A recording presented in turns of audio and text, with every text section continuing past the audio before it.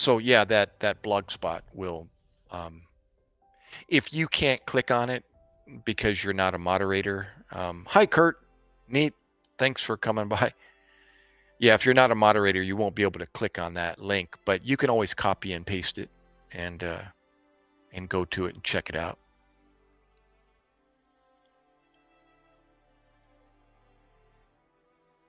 Let me read what you posted here. Rest in peace.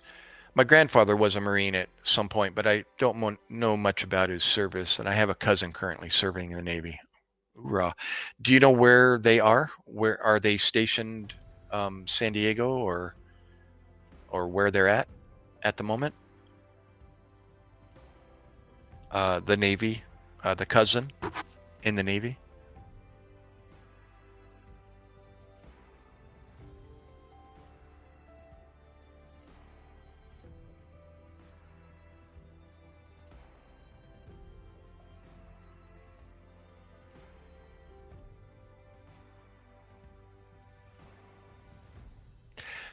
Yeah, a little bit about how my medical experience um, applies to the military, or how I applied my medical experience with the military. Um, oh, very good. Yeah, my ex brother-in-law was married to my sister, and he was part of a air squadron and was based over in Mikuska, Japan, at one point. I took my paramedic license as a civilian into a recruiter's office at 36 years old. A sequence of events in my life put a brochure, some paperwork in my hand talking about a program where they apply your civilian experience into the military. And if you had a bachelor's or above, the military can make you an officer, a commissioned officer. So I went into a recruiter's office at 36. Thanks, James. Brother, again, really. Head out like an infant. Good night, James. Thanks again. Yeah, I took my civilian experience as a paramedic and brought it into a recruiter's trailer, literally. And Army on one side of the trailer, Navy on the other side of the hallway. And yeah, they both did their best to, set the hook. And the Navy won over. And I ended up becoming a Navy reservist at 2 months before my 37th birthday in 1999. And so I signed an 8-year contract as a Navy reservist, as a corpsman. And they bring you in at a higher enlisted rate. Again, if you have a bachelor's or above, they can send you to officer's school. But I didn't have, nor ever got a bachelor's. So I came in as an E4, one rank before a sergeant, a third class petty officer. In the Navy, a sergeant is equivalent to a second class petty officer, or an E5. And I eventually got my second class petty officer rank before I got deployed, actually, to Iraq. And then I got deployed in 2004. And I was over in Iraq from 2004 to 2005. Right around August, actually, officially, my deployment started in May, I believe, May or June of 2004. And then at the end of August, I officially arrived in Iraq, actually Kuwait, and then shortly thereafter Iraq. And I stayed until April of 2005 when I demobilized and came home.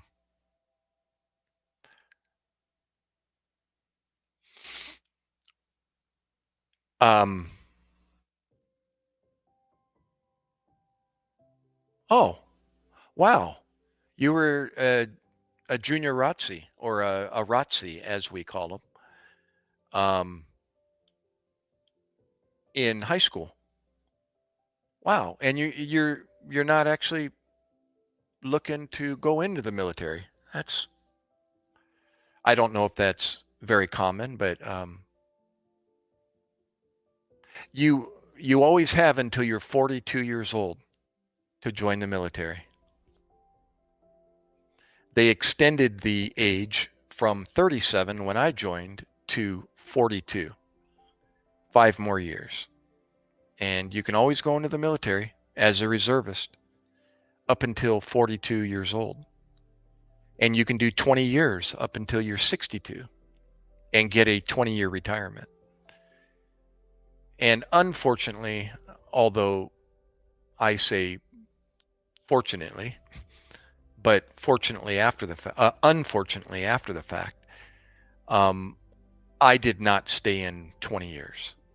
Had I done that, I would have had a retirement at 57 years old. That was almost 5 years ago. I would have retired had I stayed in as a reservist and did my 20 years. But Iraq scared me, to tell you the truth, and I decided, you know what, I need to get out of Dodge while I'm still alive. And more than likely, I was going to Afghanistan after Iraq, and I decided that was not for me at 45 years old. And becoming a new daddy to my now 19-year-old back then, and yeah, I decided to stay home and become a dad again, a new daddy.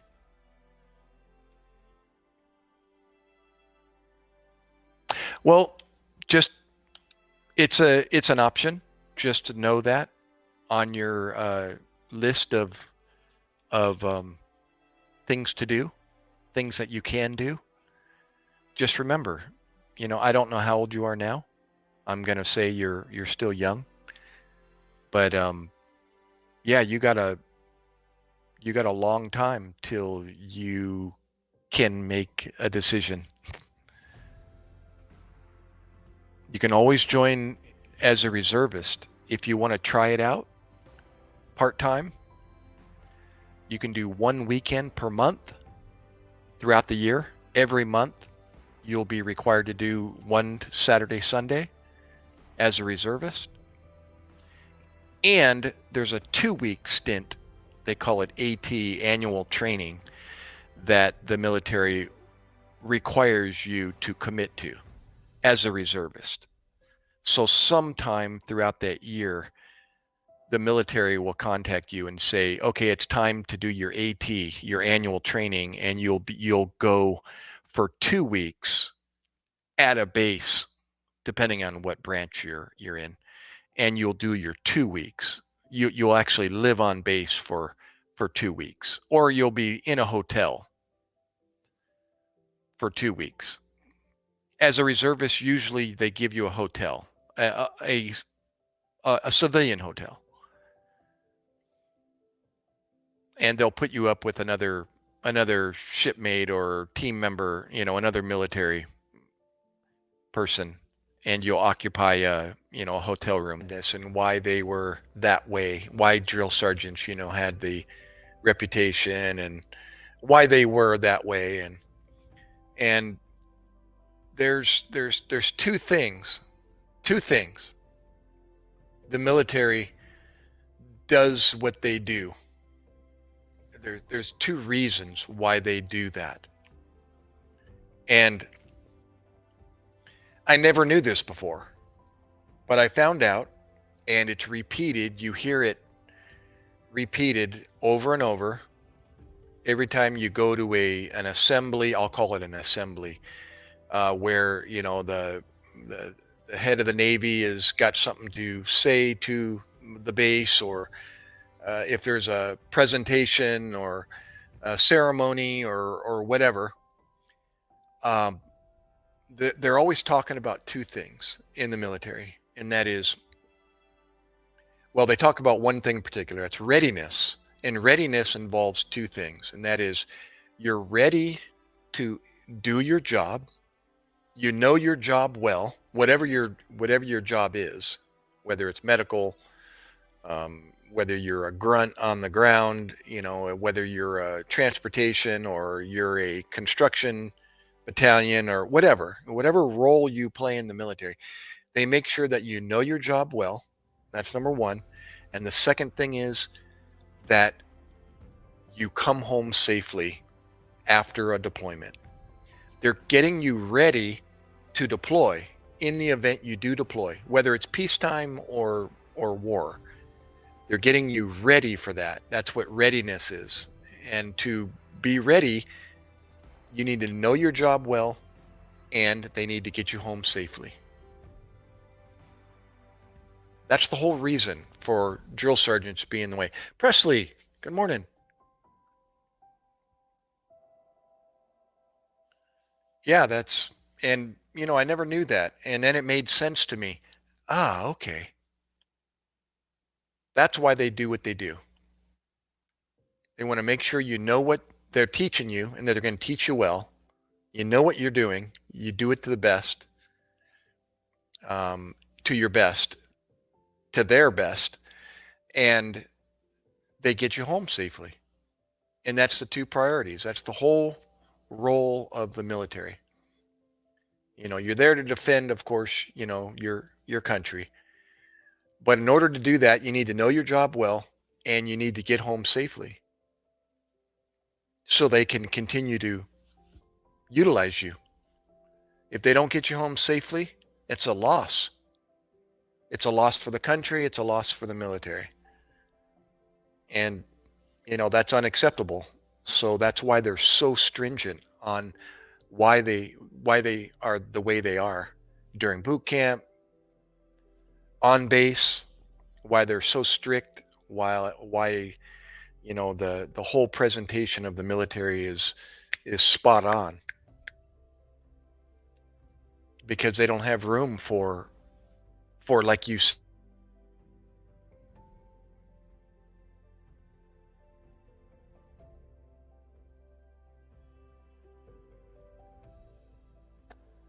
Sorry about that. I lost my mic.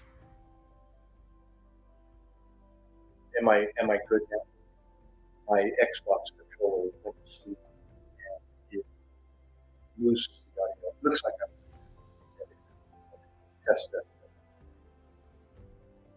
Um,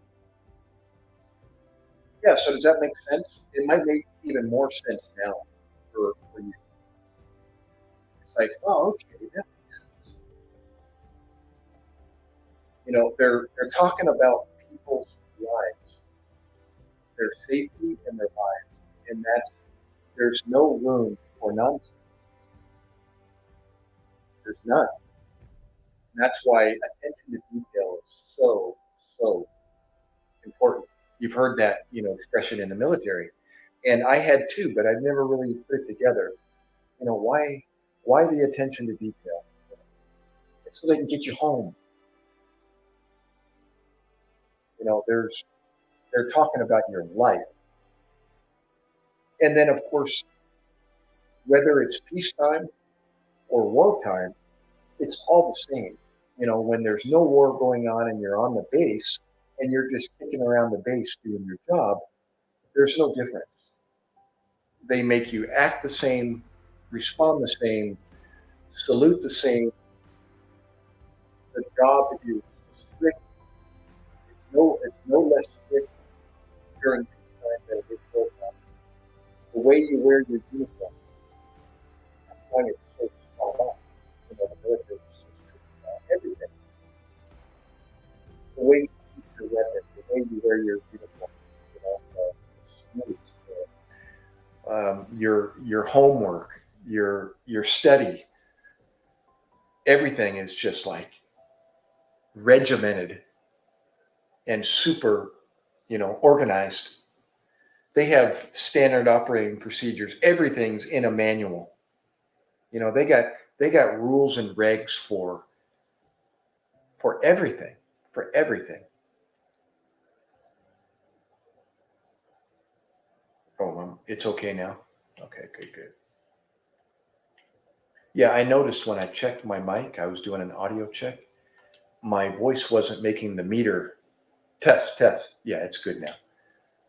Go up very much, but now I see it. It goes all the way up. So good to go.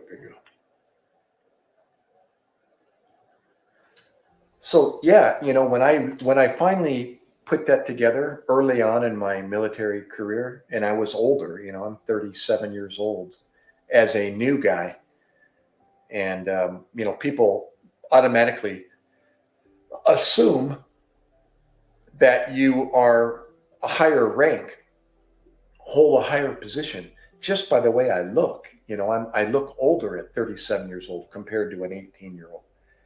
So they automatically assume that, I've been there longer. And then they look at my rank, at the time, and they realize, oh,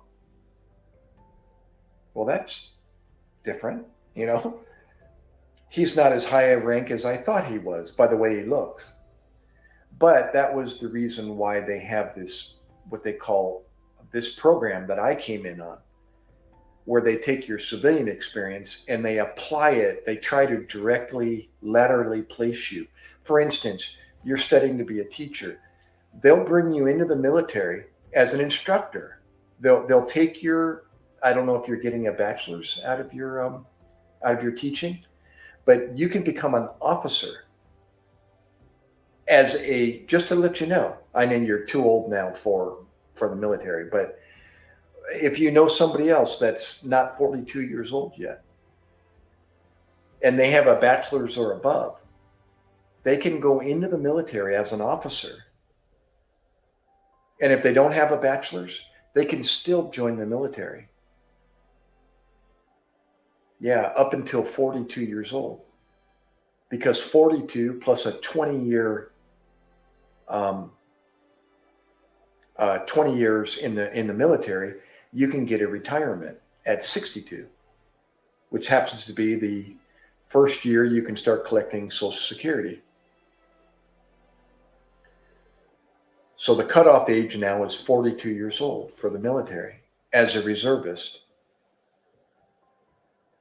Actually, I think you could even, I don't know, if you can come in full-time military at 42.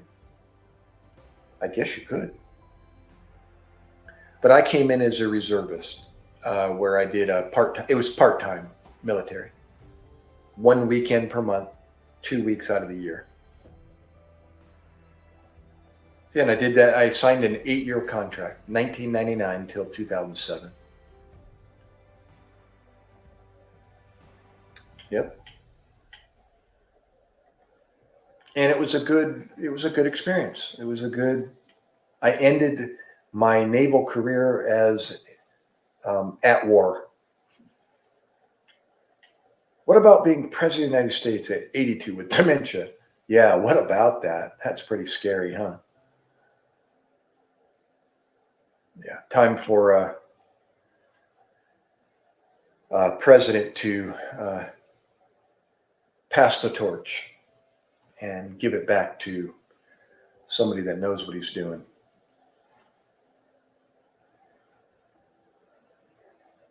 That can not only change the United States, but can change the world. That can change countries. Think about that.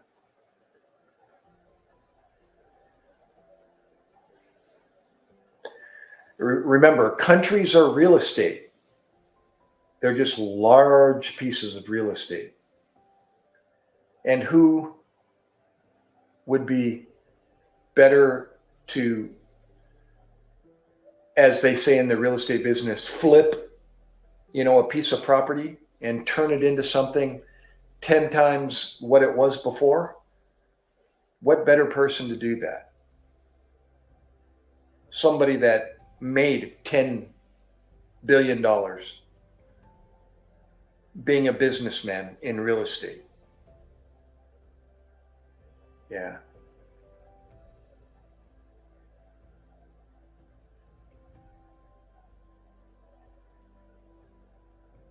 Yeah, like calling the Ukraine president, President Putin. God, what in the world? He did okay. I don't know if that was at the NATO.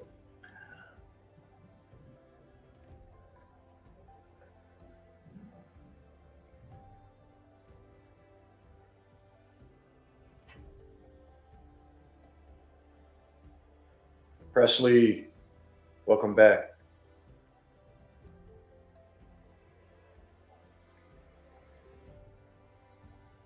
Pronounce that name. E.A. Truzizimal.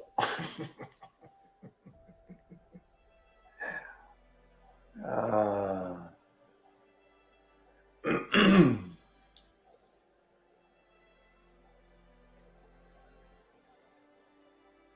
hey, you too, LB. Yeah, actually, I got it also. It's 3:30 in the morning here, 3:35.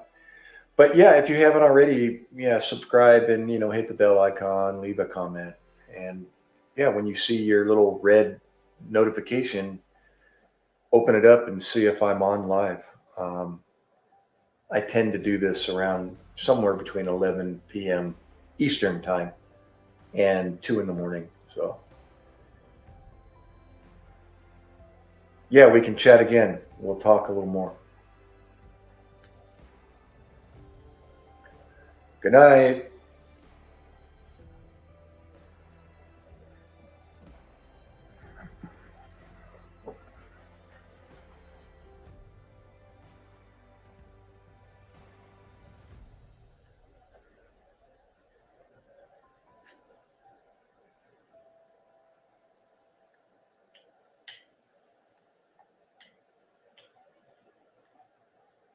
I'll to be honest, IE, we'll call you ET since those are your initials. Um, I don't open up any. Uh, I shouldn't say that. I actually opened up. I was really curious. What do they mean? He called the Ukraine President Putin. So I had to hear that.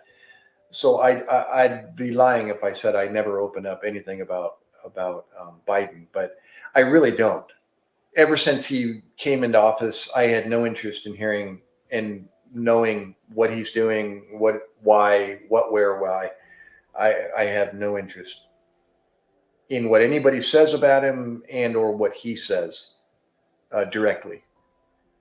And so I just, I haven't listened to anything or very little of what he has done. It's evident around me, and I do get bits and pieces via the grapevine, and other than that, I'm just waiting to be able to get back in the voting booth and reelect, you know, the obvious. So,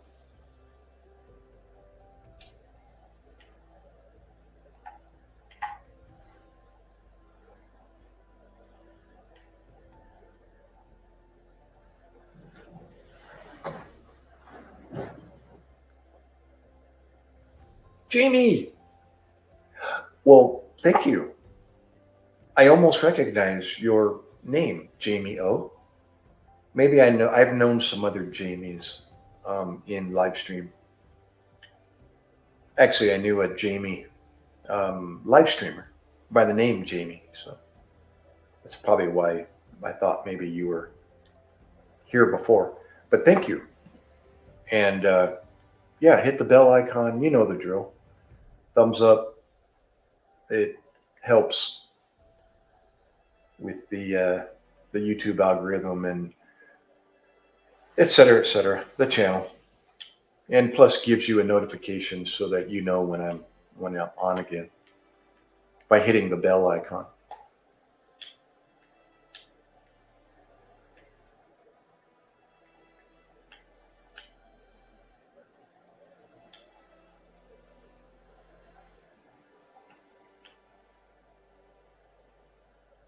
Awesome. Jamie, where are you from?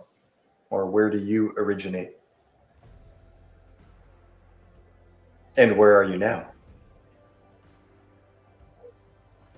No way. Were you listening just recently, earlier, to LB's and I conversation?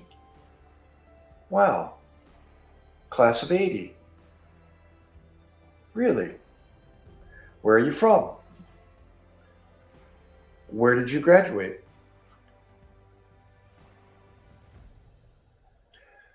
God is good. Thank God for the military. Amen.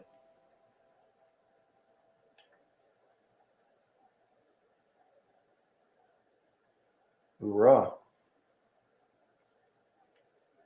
Jamie, are you, may I ask, are you a guy or a lady? The lady. The other Jamie I was thinking of is a female. Gloucester. Gloucester, I should say. Massachusetts. I'll be dang.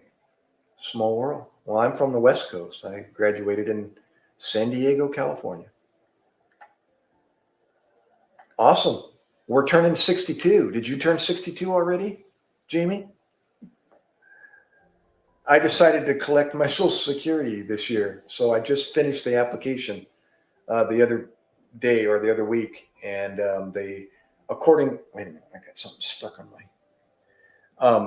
according to the app, the Social Security website, it'll start in September, a month after my birthday.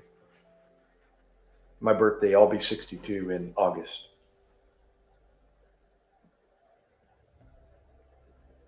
Oh, so you're a year older.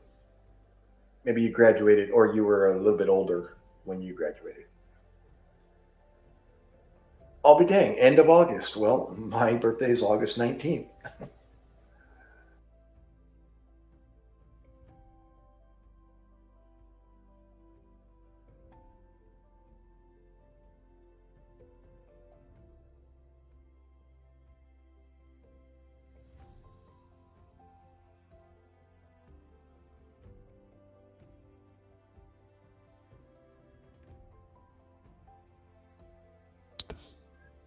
Give me one. Up, there we go. There we go. I just got a voice back.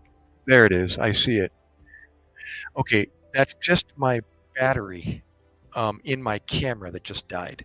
So give me 1 second. Let me change that out. I have audio. I can see that.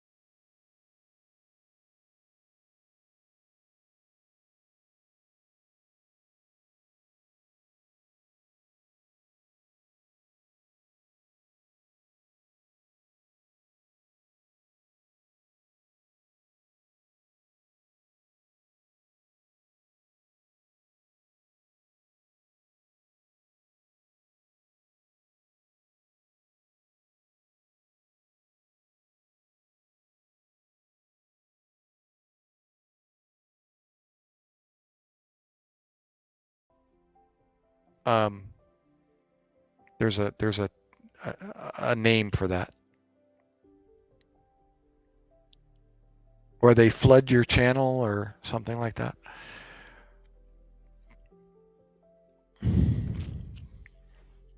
A raid. Thank you. It's a raid, Seshman. Thank you. What is your profile picture, Seshman? Oh, that's just an animated. Oh, is that oh, that's the cartoon. What's that show again called? You know what? We watched that in Iraq during war. We actually had the DVD, and we had movie night, and we showed this frequently. And our commanding officer would join us, and we would watch that. What are those at? The something guys? King of the Hill. King of the Hill. We watched King of the Hill in Iraq. Yep. We had movie night like twice a week or 3 times a week, Monday, Wednesday, Friday. And we would invite anybody that wanted to come to the BAS, the Battle Aid Station, basically the emergency room. It was a very primitive emergency room. It was down on the lower deck of this building, a 2-story building, and down at the bottom was the BAS, where it was the sick call and treatment, and we were providing medical support for the Marines. Well, 3 times a week we'd have movie night, and we'd have popcorn. We'd do popcorn in the microwave, or we'd have snacks and drinks and whatever, and everybody would come and bring whatever chair they could muster, and we'd have movie night, including our commanding officer, who isn't supposed to participate in fraternization, they call it, where enlisted with commissioned officers, but he didn't care. He was laughing along with us watching King of the Hill. It was awesome. Yes, I see that, Maika. Naintindihan ako. I understand. Um, yeah, Firmanantic's crew is raiding my channel. Yeah, I didn't realize until I zoomed in on your profile, Seshman, and I went, wait a minute, that's King of the Hill. That's the son and the dad. That's awesome. Conti lang Maika. Oh, just to let the others know, I started out my live stream experience like over 3 years ago because my wife is from the Philippines, and through word of mouth, I learned about this Filipino live stream community, and what their emphasis behind their live streams is to grow their YouTube channel at a fairly fast rate. As a beginning YouTuber, you can get involved in these live stream communities, and you come into their live stream, such as you come into my live stream, like they're doing right now. And you notice a lot of them have blue moderator statuses. It's because I gave them moderator status. And what that does, if you don't already know, it allows them to not only post their YouTube channel link, but it also allows others that are moderators to click on their links. If you're not a moderator, you can't click on links. You might be able to see them, but they're not clickable. Why is it imperative that they're clickable? It's because you can click on each other's links. That'll take you to their YouTube channel. You can watch a short video, like 30 seconds or less, and you can leave a comment real quick. You can click their bell icon. You can hit subscribe, and you can give them a thumbs up, all within a short period of time. And then you come back into my live stream and you do it again to somebody else. And those people are doing that to your channel as well. So everybody's clicking on each other's YouTube channel links. And so if you get 20 people in the room all doing that at the same time, you can get potentially 20 subscribers within minutes. And all you have to do is post your link one time or a couple of times while you're in the room. And everybody's doing that to each other. So that's how I got involved. And so, because my wife's Filipino and so are they, I started as an American, and being married to a Filipina, I'm around the Filipino circles already. And this just kind of enabled me to continue that.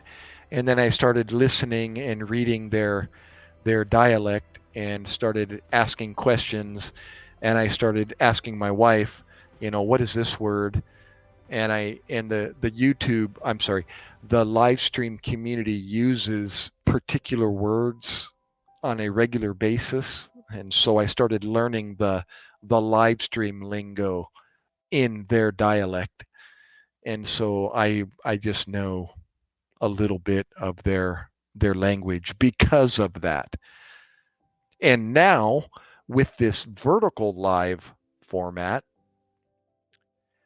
it opens the door to a much larger community other than the Filipino community, such as yourself, Mads, and the others, throughout the United States. And I got a person from Spain. I get people from all over the world, from different parts of different countries. Now, the Filipino community that are in the room now, they're not only just from the Philippines, but they work what they call overseas foreign workers, or OFW, and they are working in foreign countries throughout the world. So they might be Filipino, but they're working in Australia. They're working in America. They're working in Saudi Arabia. They're working in Canada. They're working in Iceland. So they're located all over the world too. Spain, Italy, Germany. And so anyway, so that's what you see in the room now is some live streamers were live streaming, but the host of the live stream, they finished their live stream and they just happened to see my notification pop up, and they said to each other, or the host might say, hey, let's go raid Doc MacKay's channel. So when she or he ends their live stream, everybody shifts over to Doc MacKay's live stream and they all show up at once. So they call that a raid. Or they might do it while in the middle of their live stream. The host might say, hey, everybody, we're going to raid Doc MacKay's live stream. And they post my YouTube link and everybody clicks on it and everybody shows up in my room all of a sudden. So that's how that works. Excuse me, I haven't been reading people's comments here. Oh no, I was all caught up. Well, no, I'm not caught up. Wait. Let me keep reading here. Yeah, she said, I understand. Naintindihan ko. Oh, Maika, you haven't met me before. Gotcha. Yes, she's from Iloilo. I'm reading your comments. Let me catch up here. Have I ever seen Monty Python and the Holy Grail? Yes. Gosh, a long time ago. That's an old one. I forget what the whole thing was about, but I remember. Raya, thank you for coming from Fermanentics. And let me keep reading. Sir, true, if you really support her, then the others will also support you. Right. My nose is bleeding right now. Dugo ilong, Maika. Oh, he's my God. Instead of my God, it's my God. My God. My nose is bleeding right now. That's okay. I have plenty of tissue for your dugo ilang, my ika. Wait, I got to catch up. Everybody's like, shout out Sir Doc. Let me keep going here. Let me keep going. Mary Tess, Lomboy, I haven't come to your live stream. That's true. And there's Joy. My gosh, Joy is now finished with her live stream.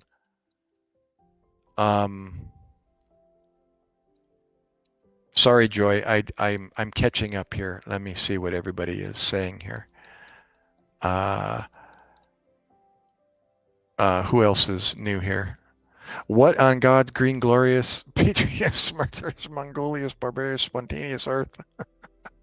Oh, Mad Monk, are you in Dubai yourself? That's right. Yeah. Yeah, it's pretty amazing. I learned through being married to my Filipino wife that overseas foreign workers is my, as a matter of fact, my asawa, my wife, um, came to America not through the OFW program, but through a employment um, relationship that the Philippines has with the United States. They have a hiring agency here in America, and they have a school system or an education system, a university that produces, for instance, nurses in the Philippines, qualified nurses with bachelor's degrees, and they have a relationship with the United States, and the United States accommodates these graduates, and they have a placement for them when they graduate from college. So my asawa was part of that, and she was brought to America in 1995, I believe, with a job, a nursing position in the state of Texas. And that's where she arrived in America, was through an employment contract in Texas. And then eventually her family, who was already here through the same process, invited her to New Jersey. And that's how she ended up in New Jersey. And then I, being in San Diego, California, was in a chat room, and that's where I met my wife. She was in the same chat room in New Jersey, and I was in San Diego, and the rest is history. We met, spoke on the phone. This was before smartphones. And the webcams were like a separate device that you attach to your laptop, and so forth. And then we eventually flew and met each other in Philadelphia, Pennsylvania, and she wined and dined me downtown New York City. And yeah, and I eventually made the decision to marry her, proposed to her at LAX airport, and then eventually I flew to the Philippines in 2002, met her family in Iloilo, and I got married at CPU Iloilo in 2002. So we've been married for 22 years. And I just answered your question. We have one child. He's 19 years old. He just finished his first year of college. He'll be starting his second year this, the end of August or September, whatever.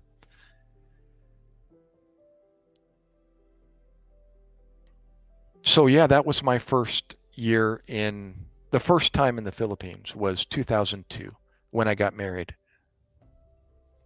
And I've been back since then, 2002, 2007, 2017, and 2018. I know, 22 years ago. Yeah, bizarre.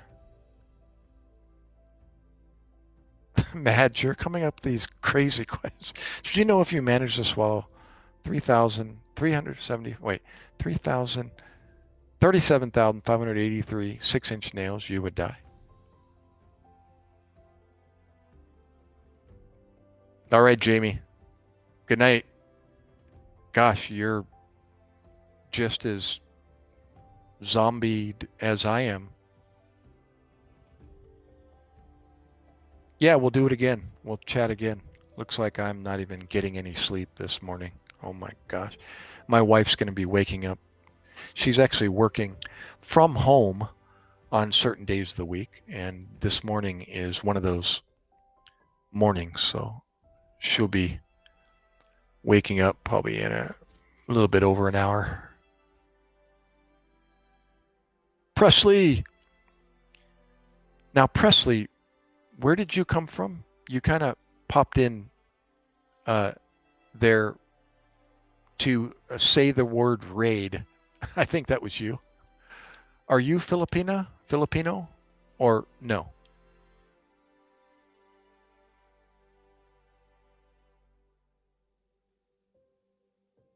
Maika, saan ka nakatira sa Pinas? Uh, Tagalog ka o uh, Bisaya? Maika.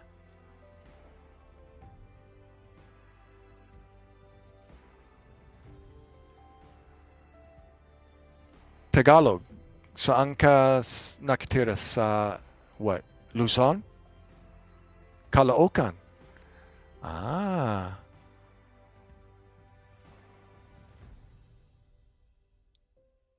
I have to look on the map again. Caloocan, is that part of Ilocos? No? Is that Caloocan? You're American, Presley.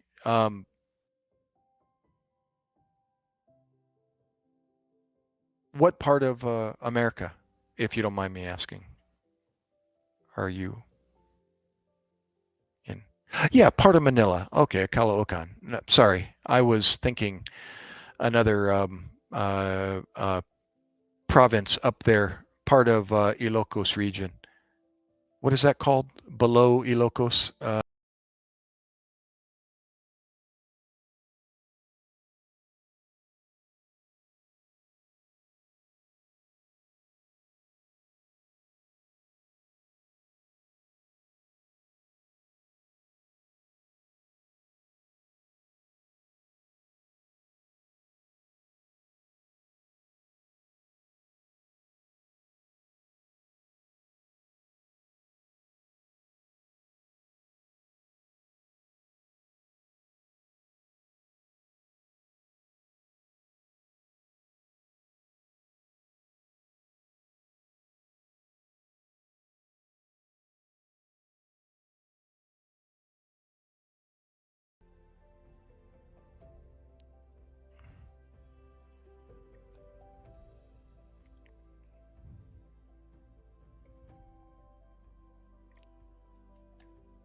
I stayed.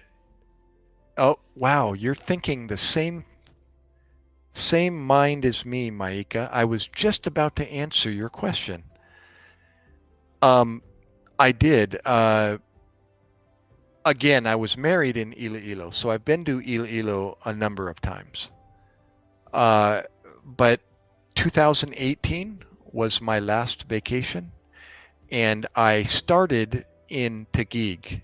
We did BGC, Market, Grand Canal, Mall of Asia, etc., all of BGC, Taguig.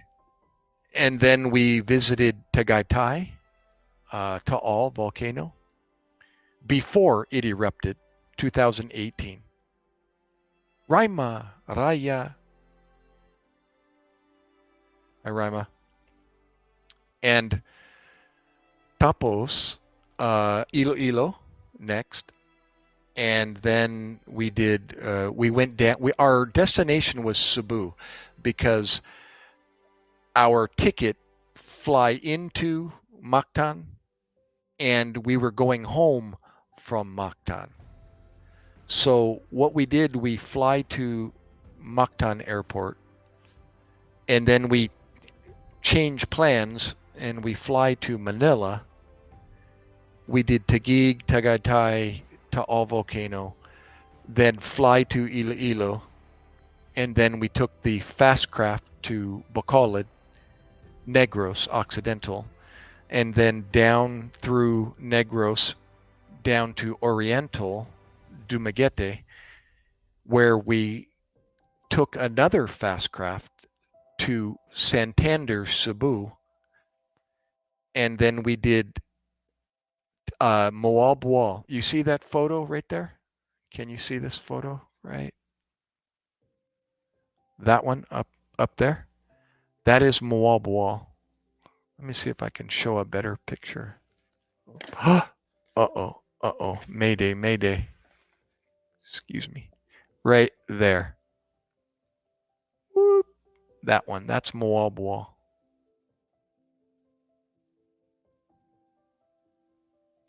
Yeah.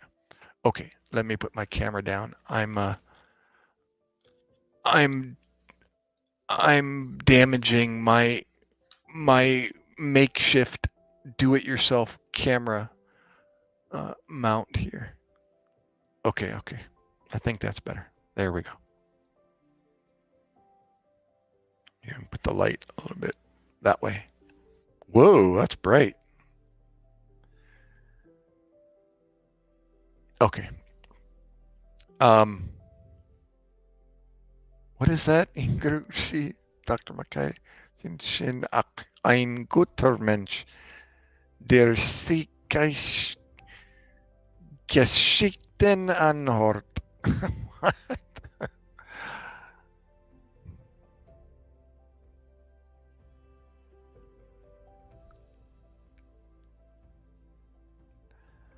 I'm reading the German, Mads.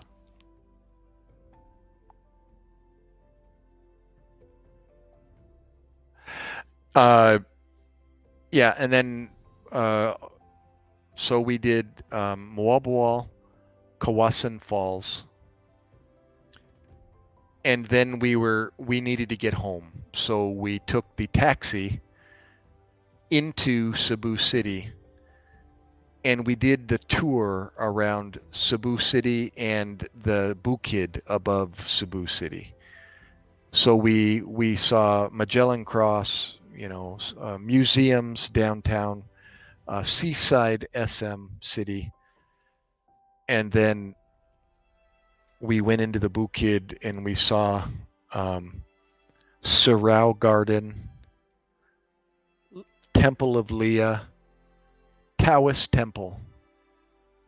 Those were the three tours up in the mountain. And then we went down into the city and we did downtown Magellan Cross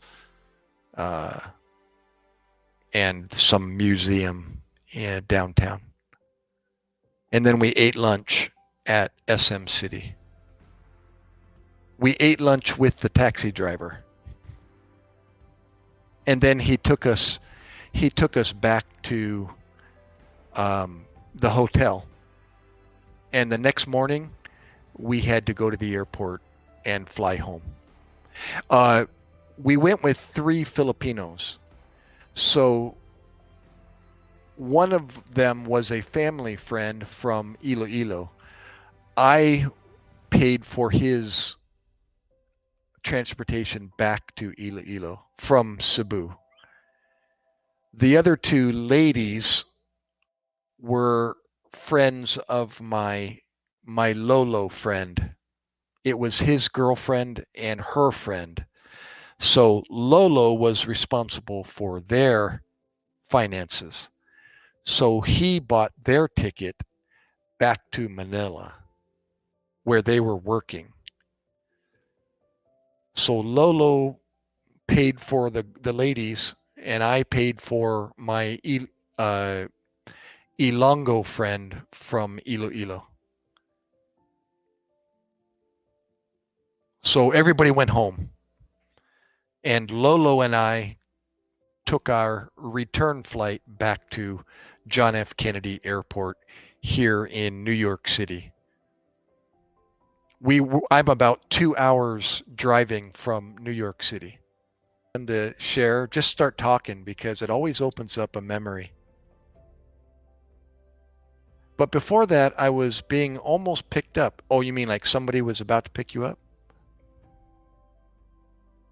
And an axe fell off the hook and whacked you in the head. Oh my gosh. Did it split your head open? And I looked at the ground and I was moving backwards.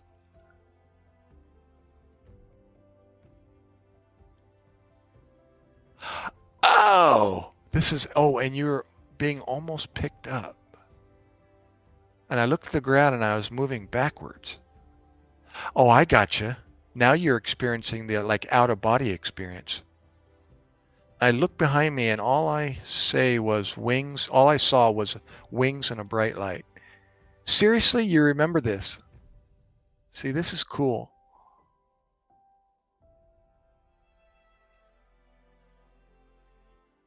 And you were that little.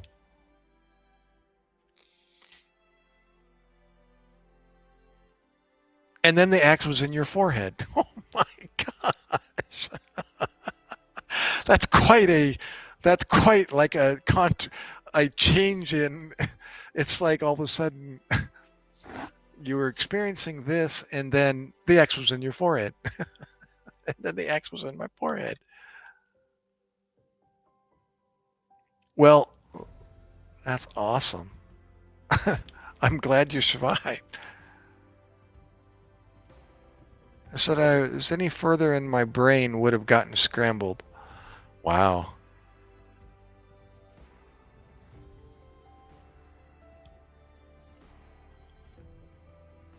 Well, as a young sixth grader, fifth grader, I believe I was in fifth grade, I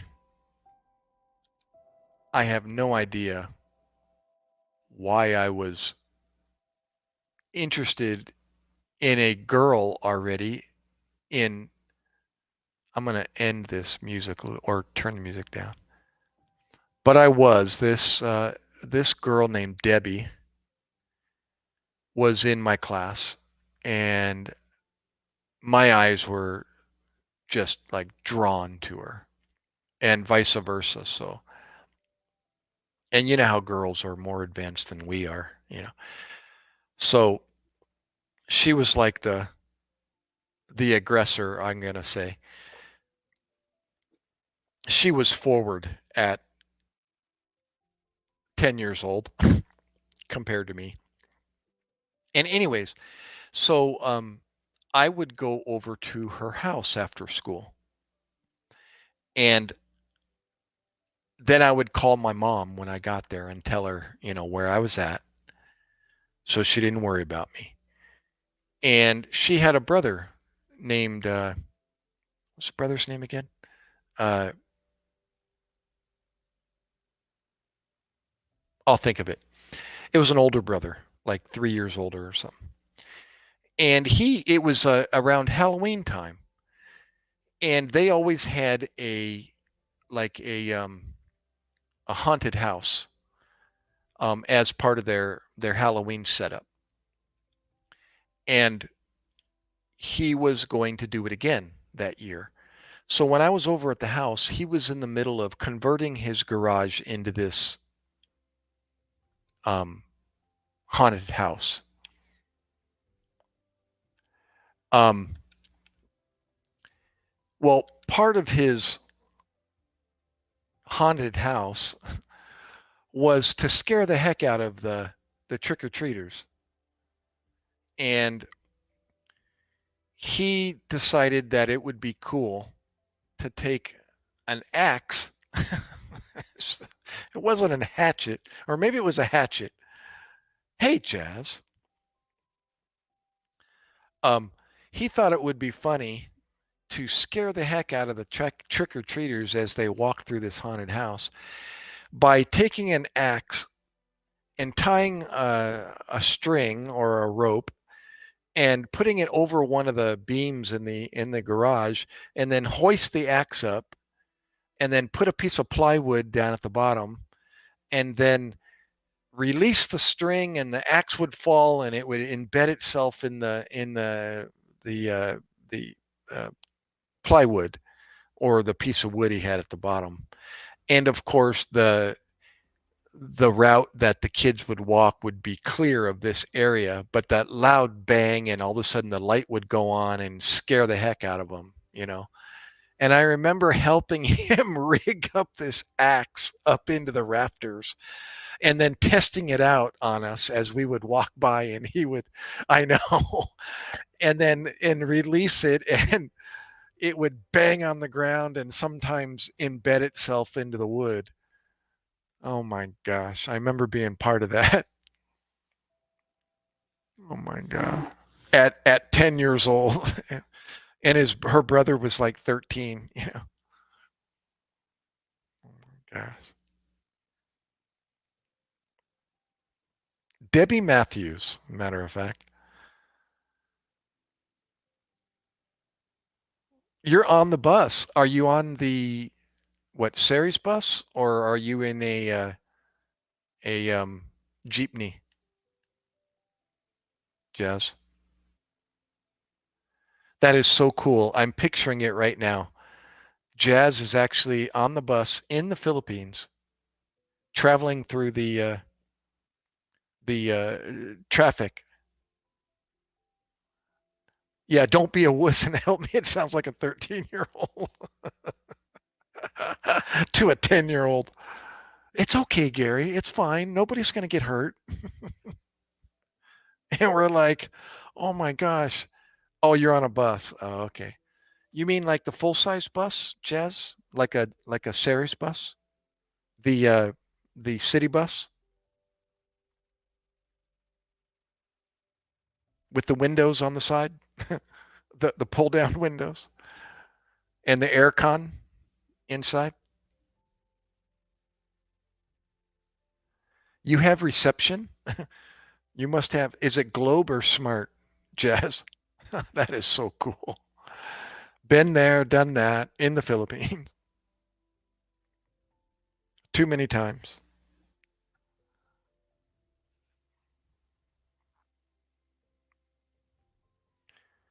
You see, we actually get a play by play like we're in the Philippines. Somebody's going home.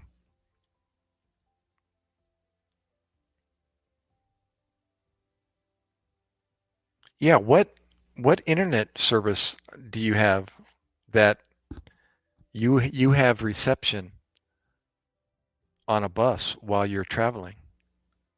Globe, Smart, or what is that other Philippine company called for internet service?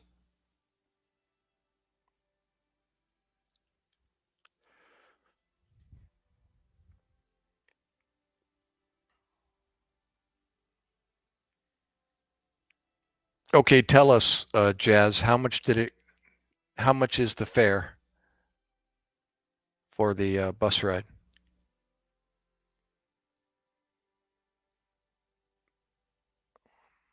It's the same time, Eastern time, but 12 hours opposite.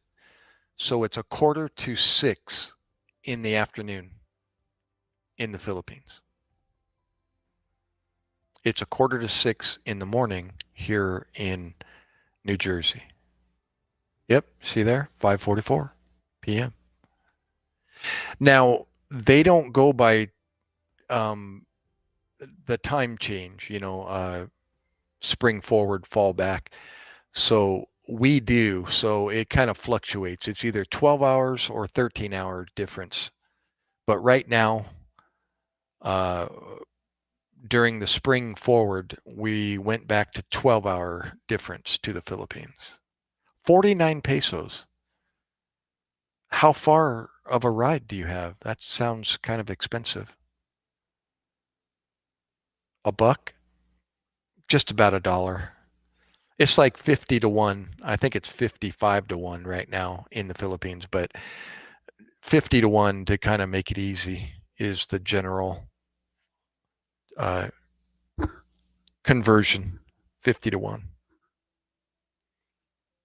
2:44 a.m. Where are you, Press? Oh, you're in Arizona. Yeah, 3 hours difference. Yep.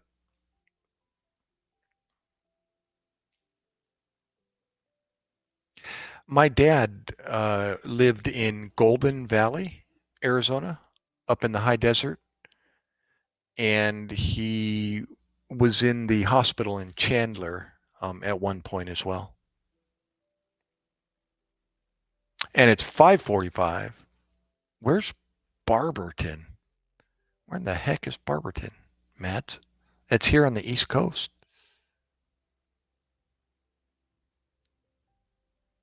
Or, oh, you said Massachusetts, correct? Is that where you are, Matt? Yeah, you said you're in, oh, in Ohio. Ohio. Sorry, sorry, sorry. My mom is, hometown is Columbus. No, how many miles? Oh, you don't know how many. Oh, you go by kilometers. Oh, okay. How many minutes does it take, or does it take an hour? Oh, and Lionel, that's right. He's in Bangladesh. It's 3:46 p.m. in Bangladesh.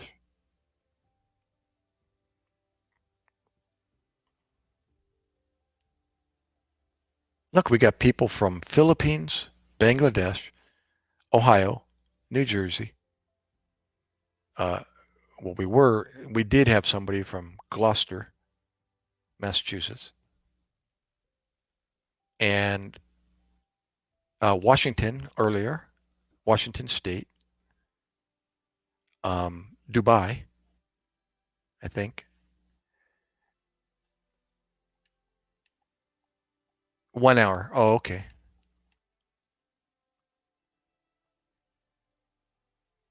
Now, Jazz, medic, I'm dying.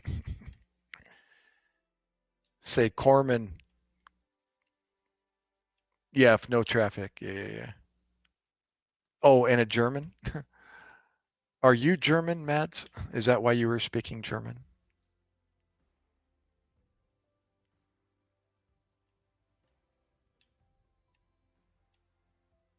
Is that where you're located, Mads?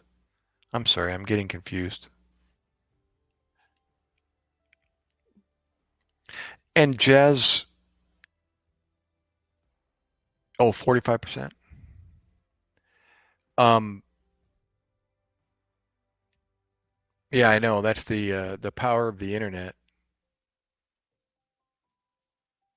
Yeah, this Filipino chat live stream is pretty amazing when it comes to that. I mean, you meet people, they're everywhere. There was a husband and wife team that worked in Iceland at a fish factory, slaughtering uh, tuna and halibut, and they were live streamers, in subarctic